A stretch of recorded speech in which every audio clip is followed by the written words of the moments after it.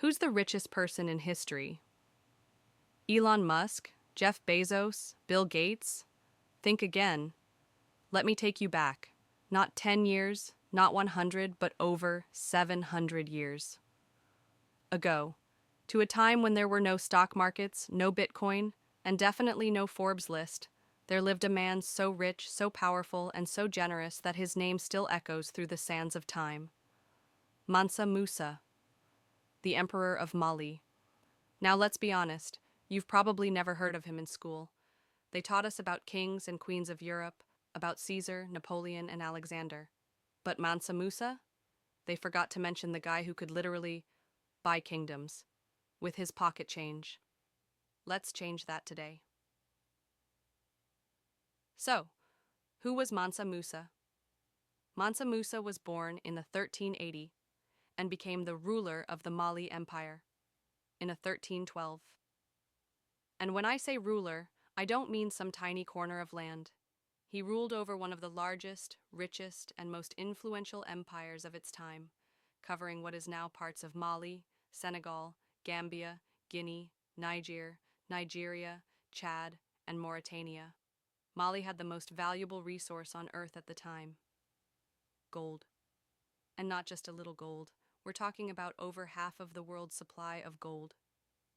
Let that sink in. He didn't own a billion-dollar company. He owned gold mines. He didn't invest in crypto. He invested in civilization. And he used his wealth for more than just luxury. He had a bigger plan. Basang, the legendary pilgrimage, Hajj 1324. Here's where the story takes an epic turn. In 1324, Mansa Musa decided to go on a pilgrimage to Mecca, a spiritual journey every Muslim is supposed to take at least once. But Musa didn't just go on Hajj. He now redefined the word journey. He took with him a caravan of 60,000 people. Yes, 60,000, including soldiers, musicians, servants, and scholars. He had 12,000 slaves, and each one of them carried more gold bars. He brought hundreds of camels, and each camel was carrying up to 300 pounds of gold. This wasn't a trip. This was a mobile kingdom. Cairo, the city that got rich, then poor when Mansa Musa reached. Cairo, Egypt, the city couldn't believe what it was seeing. Musa gave out so much gold to the poor, to merchants, to travelers, and even to random people on the street that he caused hyperinflation.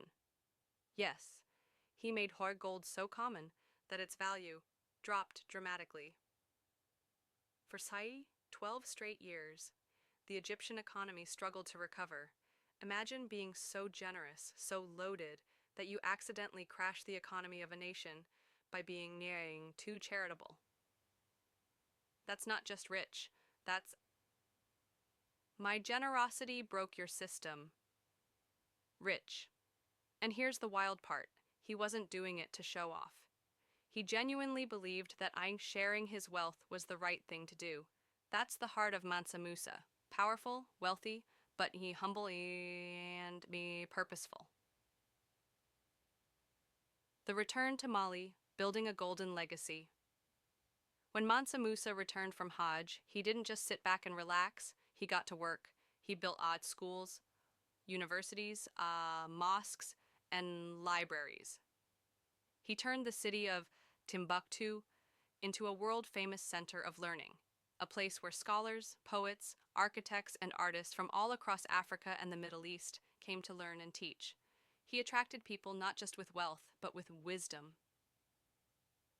Under his rule, Mali became a beacon of knowledge and culture, not just wealth. What made him truly great? Now, here's the golden question. What made Mansa Musa truly the greatest? Was it his wealth? Sure, the gold helped, but it was his vision, character, and my contribution that made him unforgettable. He understood something many billionaires today forget. Money comes and goes. Legacy stays. He didn't build rockets to escape Earth. He built a civilization that uplifted others. He didn't hoard. He gave. He didn't flex, he built. He left behind more than treasure, he left behind a lesson. So, what can we learn from Mansa Musa? Let's be real. Most of us won't ever own a gold mine or crash an economy with generosity, but we can. Share what we have, use our resources for good, think beyond ourselves, leave behind more than money, leave impact. Mansa Musa proves that greatness is not about what you keep in your bank account, but what you leave in people's hearts, minds, and futures. So next time someone asks you who the richest person in history was, you can smile and say, Elon? Bezos? Cute. But have you heard of Mansa Musa? Sighing?